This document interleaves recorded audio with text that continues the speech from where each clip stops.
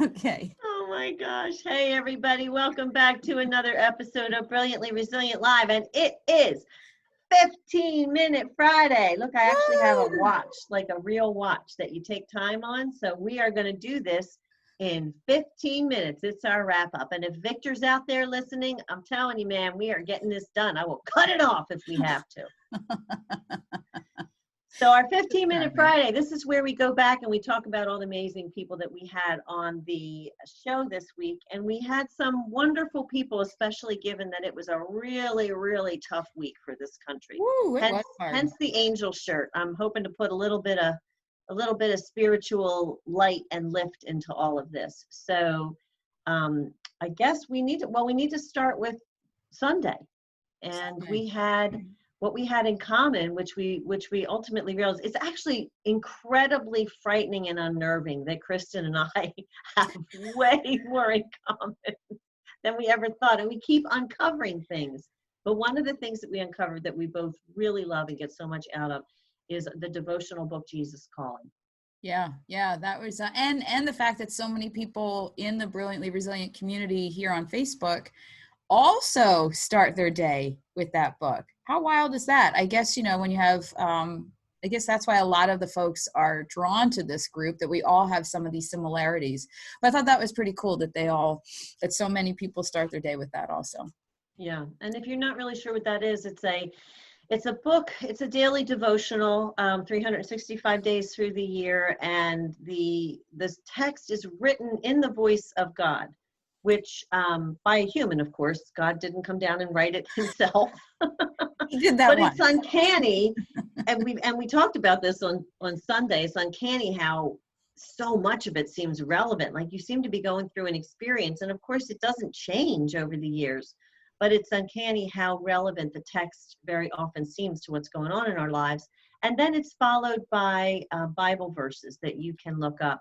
And we want to emphasize here, it doesn't matter what your religious affiliation is. The idea behind this and the reason we like it is it grounds us in something that's not inside our own little tiny heads. That's kind of a scary place most days. It is. I mean, it starts our day off with a focus that is outside of ourselves and turns towards a greater purpose. And it happens to be our religious affiliation. But the point of bringing it up was that if you have anything like that, first of all, we want to hear about it.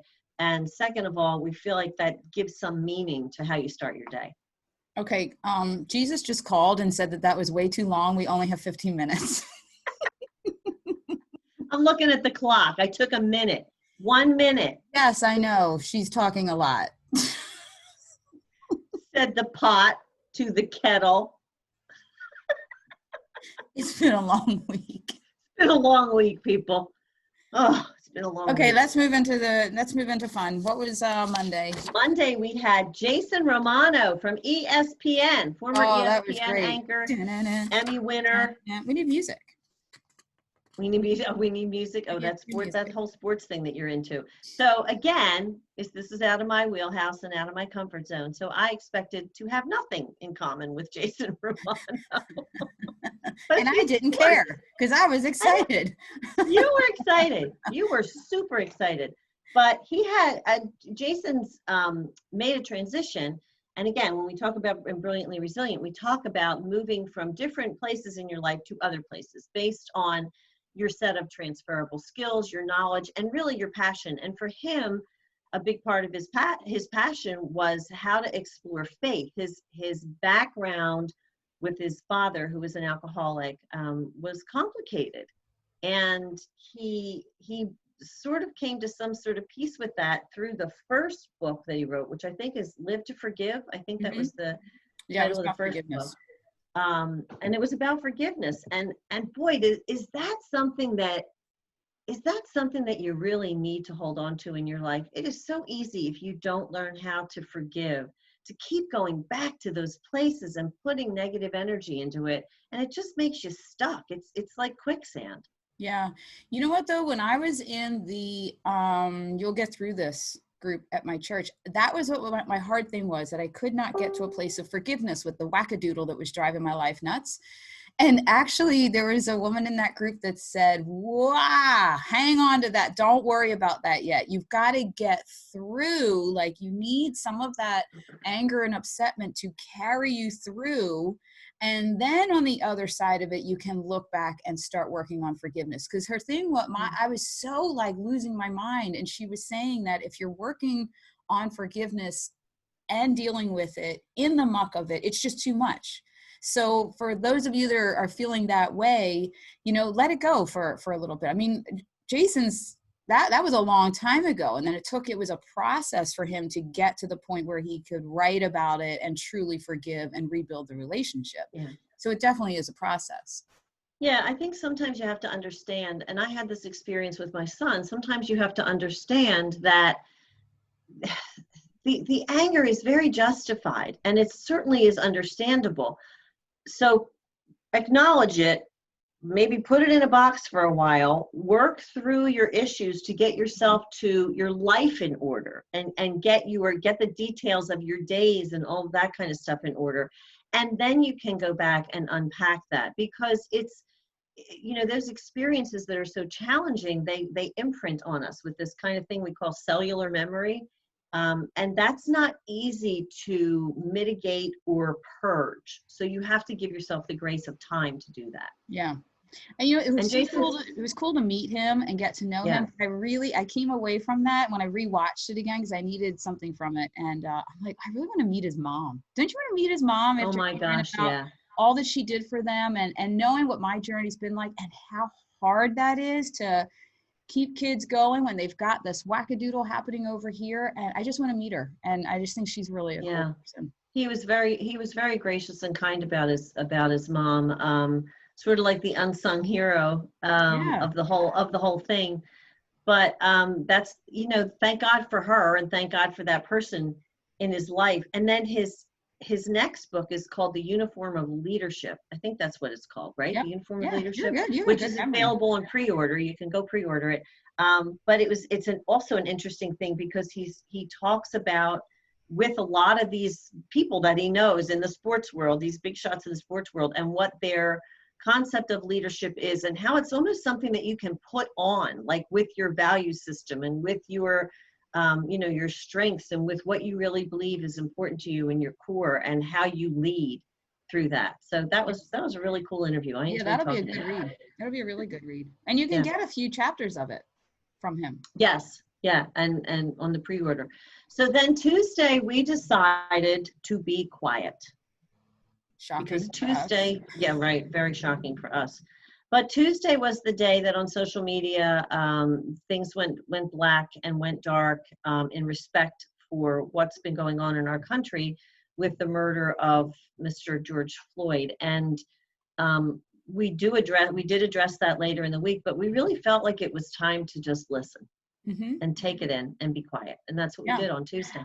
And take in a point of view that is different from ours, and watch and hear the information that was being shared. And honestly, that trickled down to me and my kids, because now, like just last night again, we were watching one of the Fox News guys that Mitch is addicted to, and he presents, and he has you convinced that it's this way, and then we can now listen, break it down. What do you know from the actual people that were in that situation? Mitch and I were going through like Twitter and what he knew and news articles. It was pretty cool.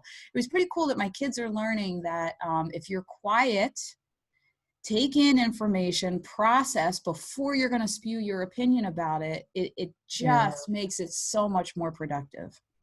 It totally does. And I mean, so many of us are, quite simply, have not walked in the shoes of that community. And as such, it's okay to have an opinion once you're informed, but you have to listen. And you have to recognize that even your processing of the listening is not exactly going to jive with what those people are experiencing. So we just wanted to take that opportunity to be quiet. And again, we had a guest on later in the week who we'll get to after we talk about Kaylee. And she gave us some more perspective about that. Yeah. So then on Wednesday, we had Kaylee Brendel, who is I called her the cutest arm twister you ever saw. That was funny. I went back and watched it. It was cracking up. Her mom and I call her, what were we calling her? Legally blind blonde. Right? Like, cause she's like, Elle Woods, but super duper smart, charming, and with the blindness twist. She is Yeah. what a So powerhouse of a kid. that was our What's Up Wednesday, because we've actually, in Kristen and I, in talking to one another, decided that we really want to go back and talk to some of our people who are so brilliantly resilient and show you how they put that into action.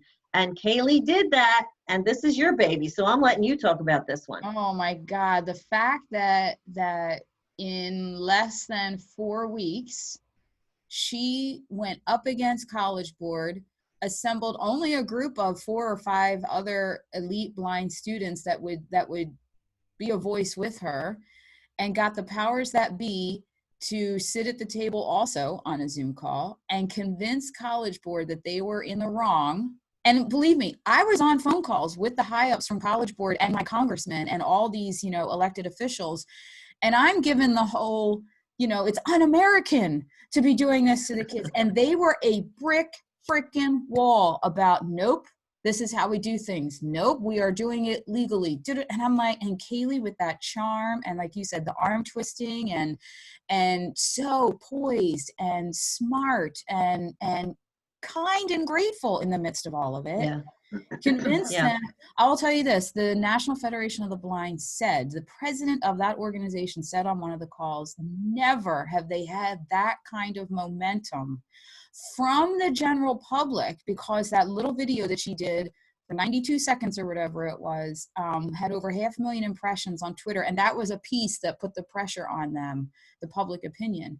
But she just said every little piece worked out. And I had said to her, I say to her every day, even if it didn't work out the way that we wanted it to, what she did for the blind community in showing how you, for all of the communities, how you go about when you need change, when something isn't right. And when she did it in such a gracious, educated way, communicated it tremendously. And you guys didn't even see all the behind the scenes. When we were on the Zoom call, she took every single kid what they needed. She had a spreadsheet. What tests were they taking? What were they promised? What did they really need? Every single kid. And then open it up to the whole country. Who needs what?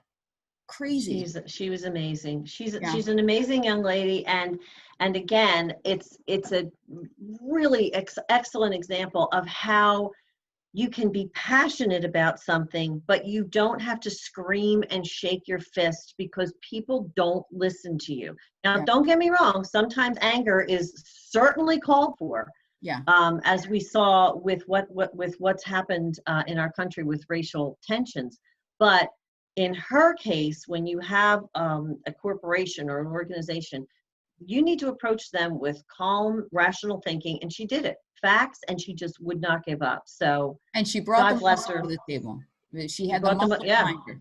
So it was good stuff. I'm so proud of her. Yeah, she was amazing.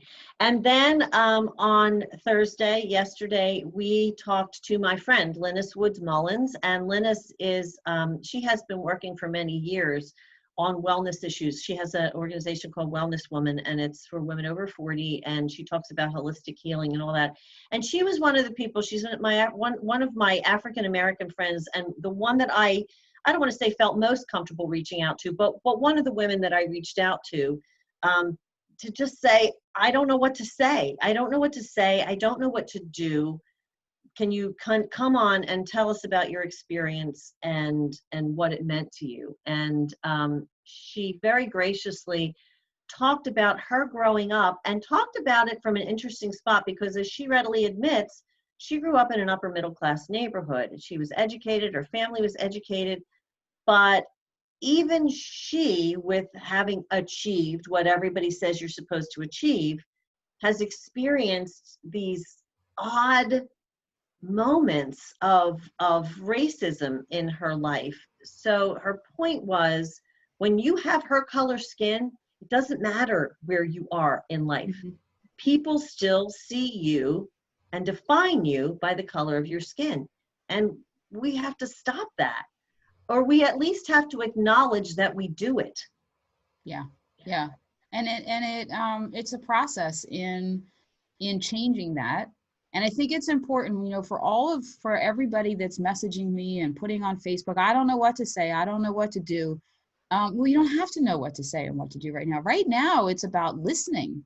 Right Mm-hmm. now, it's taking in the information, you know, and only adding your voice when it can be productive. If something comes to you that this worked for me in this situation, or this is working in this city. I'm in a dialogue right now on Facebook where I made it very clear that I was only going to accept information that was productive and not tearing people apart, about the police force things, the things that I don't understand, and wanting to hear all the different and the information I'm getting from people, stuff I had never considered of why they would make one move versus another. Is, you know, when you get educated on a topic, it's pretty cool. It's pretty cool to Yeah. get a bunch of different perspectives and see why people are passionate on either, you know, on either side of a spectrum and in the middle.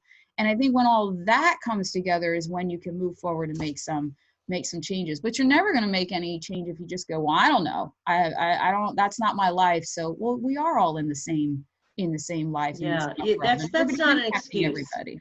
That's just not an excuse anymore. It's not an acceptable excuse. And Mhm. Linus gave us actually a really good resource, which we'll put again in these Friday show notes. Mhm. And it's a website actually that talks about how to get into this conversation about race. I'm just going to read it. It's nmaahc.si.edu.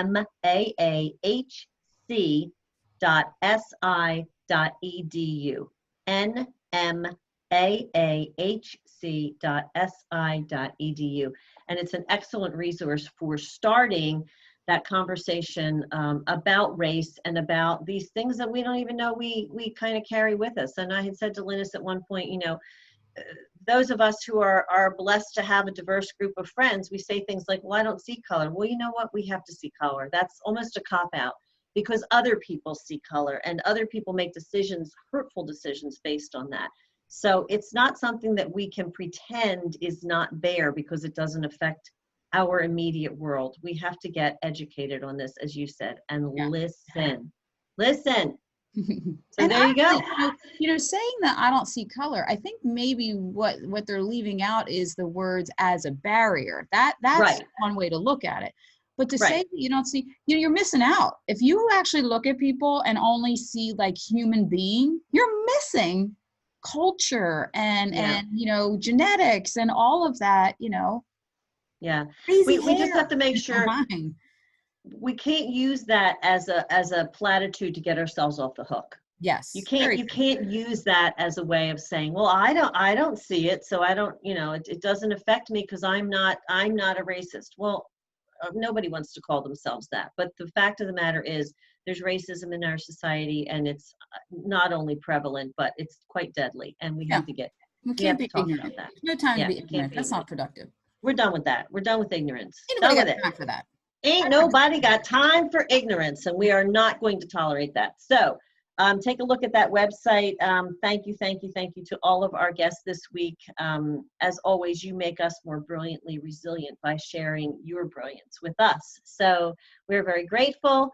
That wraps up another episode of 15-Minute Friday. Thank you, everybody, for tuning in, and we will see you Sunday. Tomorrow is an encore Tomorrow? episode, Okay, and then we'll see everybody on Sunday.